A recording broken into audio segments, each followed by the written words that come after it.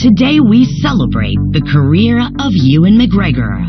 I'm so lazy. I really usually just turn up and do it, but I work very hard when I'm on set.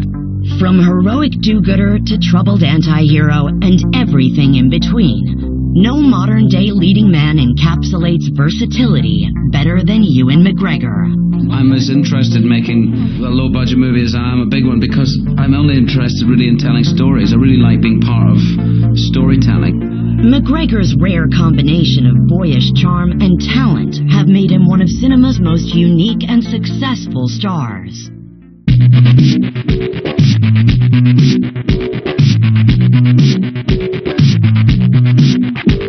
I really feel lucky. I would have made 20 romantic comedies. All right.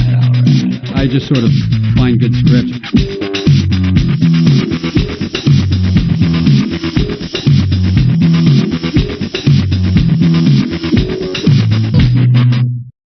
He's done so many things. He's so committed, and yet at the same time he has a blast doing it.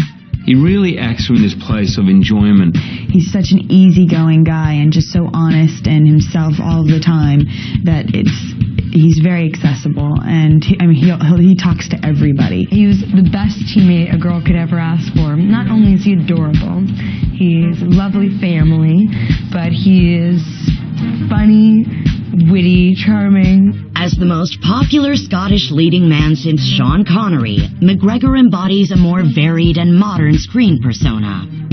As a leading man, he occupies a very, very unusual place. He's kind of that man-child that you sort of don't get anymore. You get actors who can play young and then they graduate to older roles, or you get actors who always look mature and they can never really play young. And for some reason, Ewan is able to cross that line. He still feels like that mischievous little boy who's going to do something unpredictable and you just don't know what.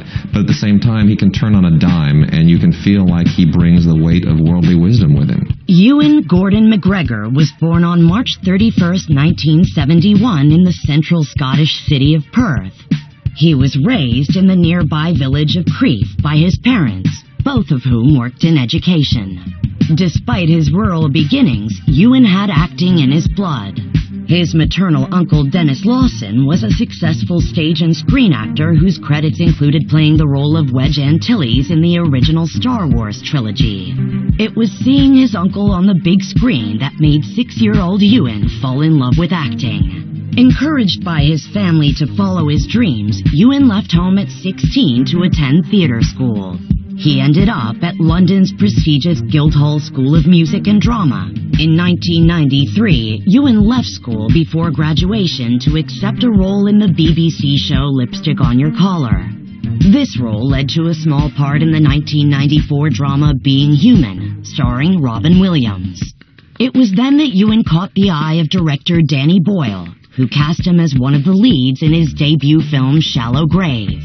The black comedy was a perfect match for the young actor, and he received critical praise for his performance. Shallow Grave was the film that first brought him to attention in the West, or at least in Hollywood. Shallow Grave was the film that made him, in a sense. Next up for McGregor was a milestone in his personal life.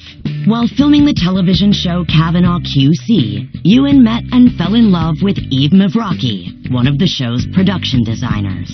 They were married in her native France in the summer of 1995. That same year, Ewan co-starred with Catherine Zeta-Jones in Blue Juice, a drama about the British surfing community. A few months later, Eve would give birth to the couple's first child, a baby girl. Next, Ewan reunited with director Danny Boyle and writer John Hodge for what many considered to be his breakout role, a complicated and troubled heroin addict in Trainspotting. Everybody's saying, do this, do this, do this, this. And he said, well, no, I'm just doing this. I'm doing heroin because that's the way I've chosen to be. And it was a very well-argued decision he's made. It's very concise argument he's got for the reasons why he takes heroin. The film was a massive, unexpected hit, and Ewan was praised for the quirkiness and realism he brought to his performance. The Trainspotting and the structure was all over the place, and which is why the film has that energy and whatever. McGregor did a complete 180 from Trainspotting to play his next role, a charming gentleman opposite Gwyneth Paltrow in an adaptation of Jane Austen's novel Emma. But the year wasn't over yet. He also played a daring role in the erotic drama The Pillow Book, before closing out the year as a tenor horn player in Brassed Off. For these accomplished and wildly varied roles, Ewan received the British Actor of the Year award from the London Film Critics Circle. 1 year later, Ewan would partner once more with Danny Boyle and John Hodge for A Life Less Ordinary. The fantasy-driven caper comedy teamed him with Cameron Diaz. It's the same filmmakers. We did Trainspotting and Shallow Grave, and they had that kind of same taste to them, same flavour, which is a new flavour. Action! It's pretending to be a mainstream American romantic comedy. John Hodge wrote it, you know, and he can't write anything that's mainstream. He just can't do it. So, and Danny wouldn't direct one, you know, and it's the same. It's their brilliant imagination and brilliance as filmmakers. It's a fantastic. It's just, it's a life less ordinary. It's not your regular love story. I mean, it's an old-fashioned love story. We don't jump right into the sack the moment we get the first opportunity to do so. We actually fall in love through our situations and support of one another. And, it's that crazy, wacky thing of, falling in love. Despite the lead's obvious chemistry, the third time proved not to be the charm. The film performed very poorly, both critically and financially. Ewan's next 3 films, Night Watch, Velvet Goldmine, and Little Voice, were all relatively well received, but none really resonated with audiences. For a moment, it looked like Ewan McGregor's fame may have already peaked, but that was about to change.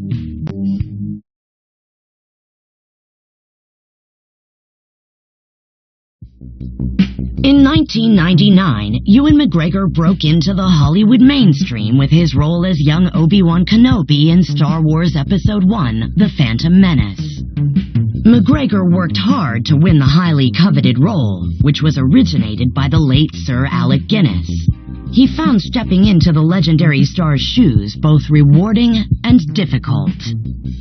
That was one of the things I had to work on, mainly his voice, really, to get that right.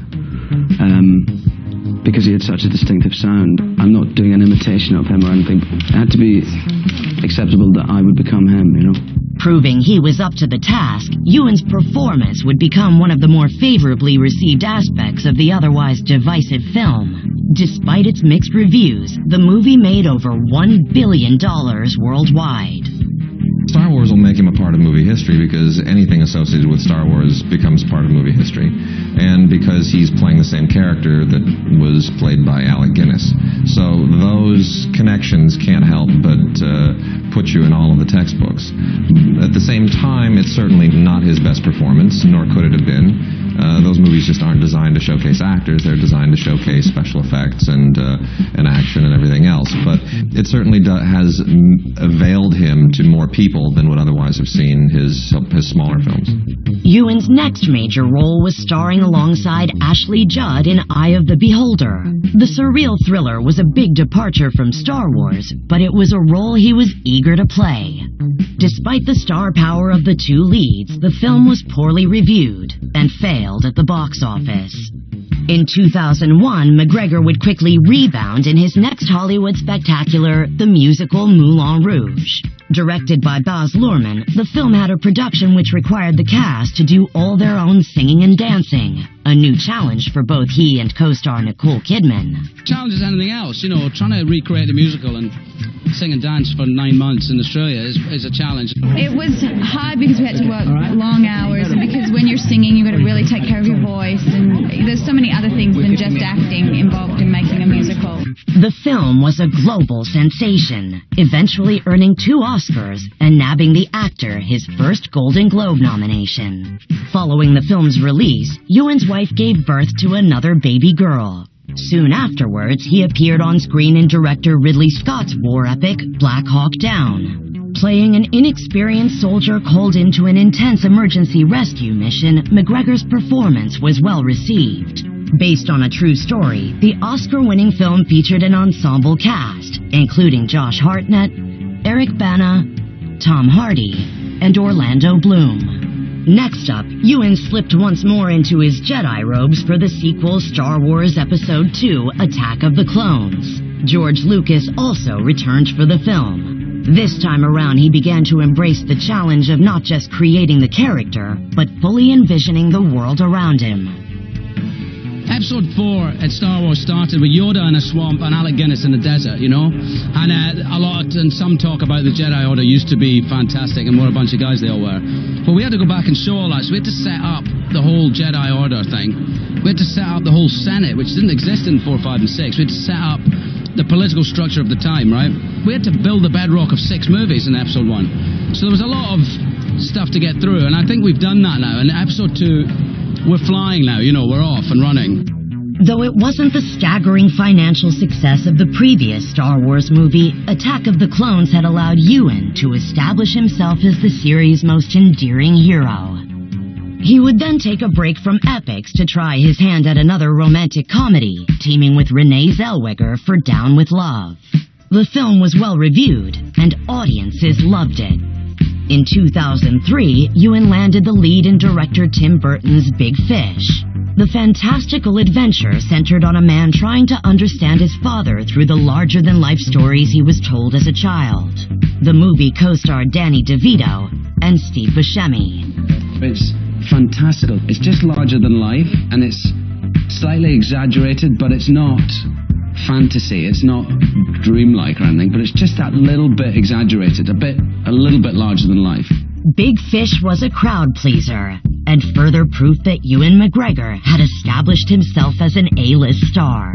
Rather than move directly to another film, he decided on a literal change of pace, motorcycling around the world with his friend Charlie Borman to raise money for charity. Their journey through 12 countries was documented for the BBC miniseries Long Way Round. 1 year later, Ewan went to the opposite side of the spectrum yet again, going from documentary to animation with the comedy adventure Robots. With the animators who are working from your voice, this kind of character is born from a bit of me and a bit of the animators, and, you know, it's interesting to see. Dad, if not for you, this never would have happened. It's just about playing a character, and that's what we do for living actors. So for me, it's interesting to try and play different kinds of characters in all different kinds of movies. Robots proved to be another hit, and he enjoyed the animation experience so much that he decided to lend his vocal stylings to another cartoon right away. In Valiant, he starred as the title character, a heroic British World War II-era homing pigeon. There's more to me than meets your eye. I like the story very much, and I like him. Most of all, I like Valiant. I think he's a great character to play. He's a real fighter, and he shows true courage, and he fights for what he believes in, and I like that. Valiant was a modest success, but the time had come for Ewan to once more return to the role that made him a star.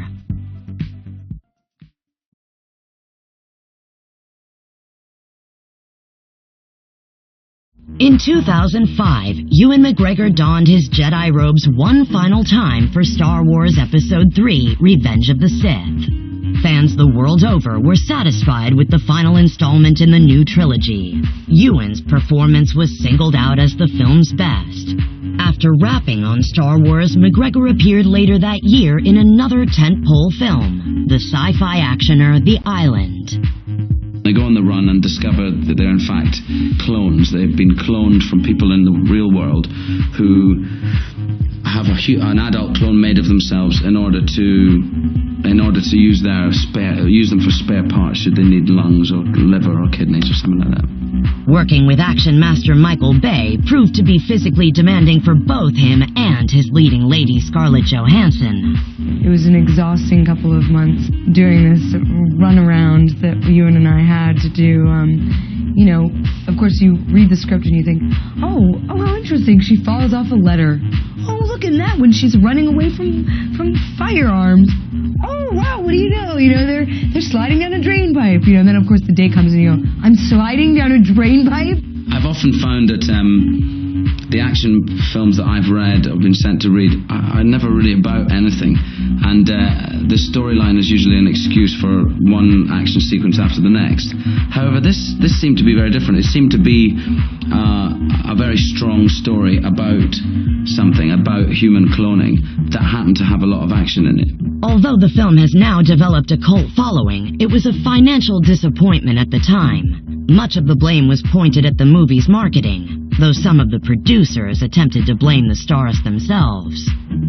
If they wanted a big opening, they never should have cast Ewan McGregor and Scarlett Johansson. They know that those are not stars who open films big, but they are stars who bring reputability and respect and who speak to a film having a certain caliber of acting. And they delivered. It's still not a good film, but their performances in it are about as good as you can expect. But the bottom line with The Island is that there's only one marquee name that was associated with that film that was expected to carry it, and that's Michael Bay. If the film failed, it's because Michael Bay failed. Just before The Island's release, Ewan and his wife adopted a child. He next appeared in the psychological drama Stay for Oscar-nominated director Mark Forster.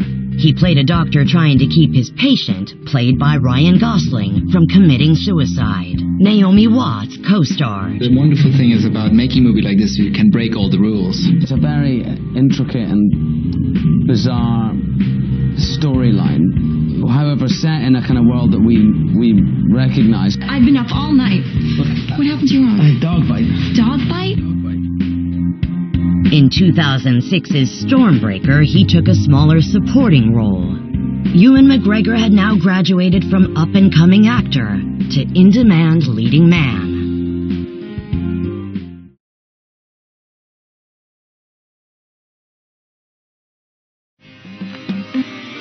In late 2006, Ewan McGregor happily reunited with Renee Zellweger for Miss Potter, a biopic about beloved children's author Beatrix Potter. I read it, Renee sent it to me, and I was flattered that she had, and I was dying to work with her again because I had such a great time working with her before. And